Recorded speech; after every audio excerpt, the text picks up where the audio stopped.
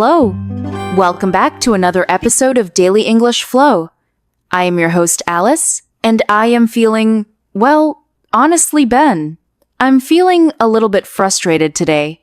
Oh no. Alice, we haven't even started the lesson yet, and you're already frustrated? What's going on? Hello everyone, by the way, it's Ben here. It's the same old story, Ben. Okay, so this morning I went to that new coffee shop down the street. You know the one with the really fancy Italian espresso machine? Oh, the roasted bean? Yeah, I know it. Great cappuccino. Exactly. So I walked in and I knew what I wanted. I wanted a medium iced latte with oat milk and easy ice. I have all those words in my head. Oat, milk, ice, medium. I know them. Right, those are basic words. You definitely know them.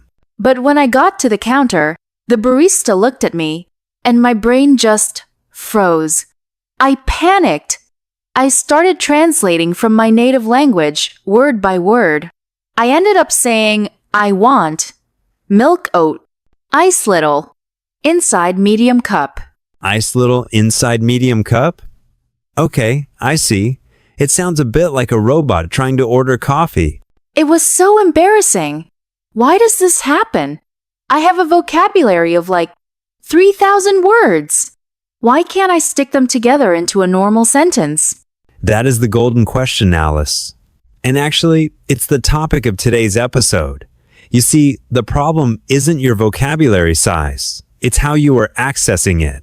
What do you mean? Imagine you are building a house. Right now, you are trying to build it brick by brick. Every single time you speak, you pick up one brick, one word, and try to cement it to the next one. That takes too much brain power. Okay, that makes sense. It's too slow. Exactly. Native speakers don't build brick by brick. We use prefabricated walls. We use chunks. We don't say I would like a. We say I'd like a. That is one single sound unit in our brain. I'd like a. It sounds like one word. Precisely. So today, we are going to fix your robot English. We are going to practice a scenario where you have to put sentences together quickly. Are you ready to try a role play? Okay, I think so. No more robot mode. What's the scenario? Let's do something common but stressful. Returning an item at a clothing store, I will play the shop assistant and you play the customer. You bought a shirt, but it shrank in the wash. Okay, returning a shirt. It shrank. I can do this. All right, let's switch modes. I'm standing behind the counter. You are walking in with a shirt in a bag. Action. Hi there. Excuse me? Hi, welcome back. How can I help you today? Well, actually, I have a bit of a problem. I bought this shirt here last Tuesday, but I need to return it. Oh, I'm sorry to hear that. Was there something wrong with the style? No, the style was fine, but I washed it once, and it completely shrank. Now it fits my little sister, not me. Oh, that is annoying. I apologize for that. Did you follow the washing instructions on the tag? Yes, absolutely. It said cold wash only, and that's exactly what I did. Okay, fair enough. Do you happen to have your receipt with you? Yes, I do. It's right here in the bag. Perfect. Let me just scan this. Okay, since it's a quality issue, we can definitely do a refund for you. Would you like it back on your card or as store credit? Back on my card, please. I don't think I want to try another shirt right now. I completely understand. Go ahead and insert your card when the light turns green. Beep. Okay, done. All set. The money should appear in 3 to 5 business days. Have a better day. Thanks. You too. Phew. Okay. That felt smooth. Much better than my coffee shop disaster. That was excellent, Alice. You used chunks naturally. You didn't pause to find every word. I tried, but I want to know exactly what we just did. Can we break it down? Let's do it. Let's go back to the very first thing you said. I started with, "Hi there. Excuse me?" Simple, but effective. Notice you didn't just say, "Excuse me." You added hi there first. This is a softener. A softener? Like fabric softener? Sort of. It makes the conversation softer. If you walk up and just say, "Excuse me," it can sound a bit aggressive or urgent. Hi there establishes a friendly connection first. Got it. Be friendly first. Then I said, well, actually, I have a bit of a problem. Yes, this is a perfect example of chunking. You didn't say, "I have a problem." You used the phrase, "I have a bit of a problem." Why did I say actually at the beginning? Actually signals a shift. It tells the listener, "I'm not here to buy something new. I have a specific issue to discuss." And saying a bit of a problem makes you sound polite. You aren't being a drama queen. No drama queens here. Okay. Then I said, I bought this shirt here last Tuesday, but I need to return it. 2 chunks here. Chunk 1. I bought this shirt here. Chunk 2. I need to return it. Alice, notice the grammar. You said, "I need to return it," not "I need return it." Right. Need to. They are glued together. Always need to. Exactly. Treat "need to" as one word. Then, as the shop assistant, I asked, was there something wrong with the style? Yeah, why did you ask that? Were you judging my fashion taste? No. This is standard retail script. I'm trying to categorize the return. If it's a style issue, usually we just exchange it. If it's a quality issue, we refund it. Ah, I see. So my answer was important. I said, no, the style was fine, but I washed it once and it completely shrank. It completely shrank. This is a great collocation. You could say, it shrank, but it completely shrank, emphasizes the disaster. It really did. It looks like a shirt for a doll now. And then I added, now it fits my little sister, not me. That was a nice touch. It adds humor and humanity. It makes the clerk want to help you more. Then I asked a tricky question. Did you follow the washing instructions on the tag? That felt like an interrogation, Ben. It is a little bit. But notice my tone. I kept my voice soft. I didn't say aggressive tone. Did you follow the instructions? I said soft tone. Did you follow the instructions?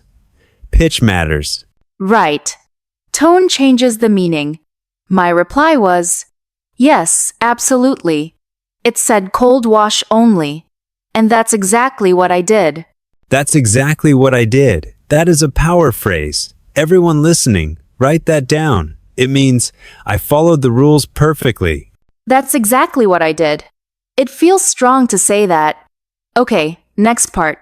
You asked, do you happen to have your receipt with you? Stop there. This is advanced politeness. I didn't say, do you have the receipt?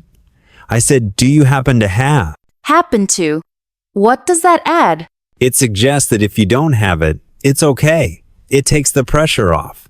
It's very common in customer service. Do you happen to know the time? Do you happen to have a pen? Do you happen to have $1 million? I wish. But grammatically, that is perfect.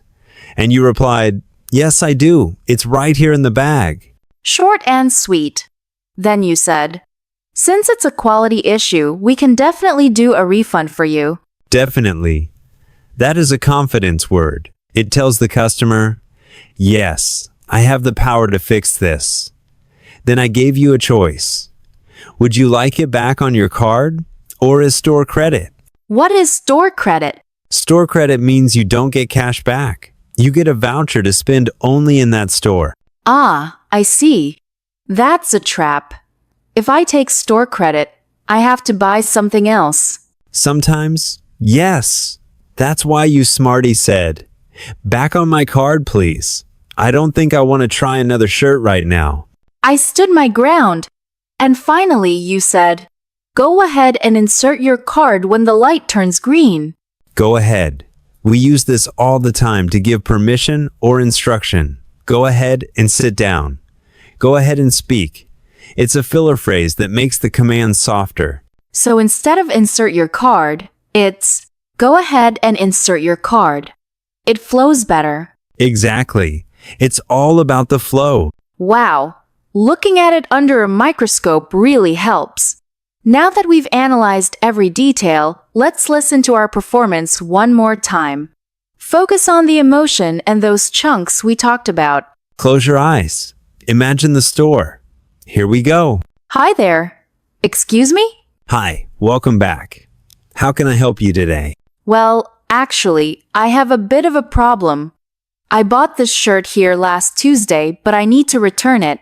Oh, I'm sorry to hear that. Was there something wrong with the style? No, the style was fine. But I washed it once, and it completely shrank. Now it fits my little sister, not me. Oh, that is annoying. I apologize for that. Did you follow the washing instructions on the tag? Yes, absolutely. It said cold wash only, and that's exactly what I did. Okay, fair enough. Do you happen to have your receipt with you? Yes, I do. It's right here in the bag. Perfect. Let me just scan this. Okay, since it's a quality issue, we can definitely do a refund for you. Would you like it back on your card or as store credit? Back on my card, please.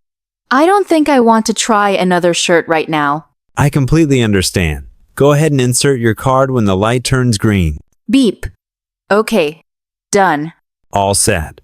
The money should appear in 3 to 5 business days. Have a better day. Thanks, you too. You know, Ben, hearing it the second time, I really heard the go ahead and the do you happen to. It sounded so much more natural than my robot English. I'm glad to hear that, Alice. Before we let our listeners go, let's recap the 3 golden nuggets from today's episode. Hit me with them. Nugget number 1. Use softeners. Don't just launch into your request. Start with, hi there, or actually. It greases the wheels of conversation. Grease the wheels. Got it. Number 2. Nugget number 2. Learn chunks, not words. I need to return. It is 1 piece of data, not 5. Do you happen to have is 1 piece of data. Stop building with bricks. Start building with walls. And number 3? Nugget number 3. Be precise with your problem. It shrank. It's damaged. It doesn't fit. Being specific helps the staff help you faster. Fantastic advice, as always. Okay, listeners, here is your question of the day. Have you ever bought something and regretted it immediately? Did you return it, or were you too scared to speak English? Oh, good question. I have a closet full of shirts I was too lazy to return. Let us know in the comments. If you enjoyed this deep dive format, please hit that subscribe button and give us a like. It helps us keep the daily English flow going. Thanks for listening, everyone. Keep practicing those chunks. See you in the next episode. Bye! Bye for now.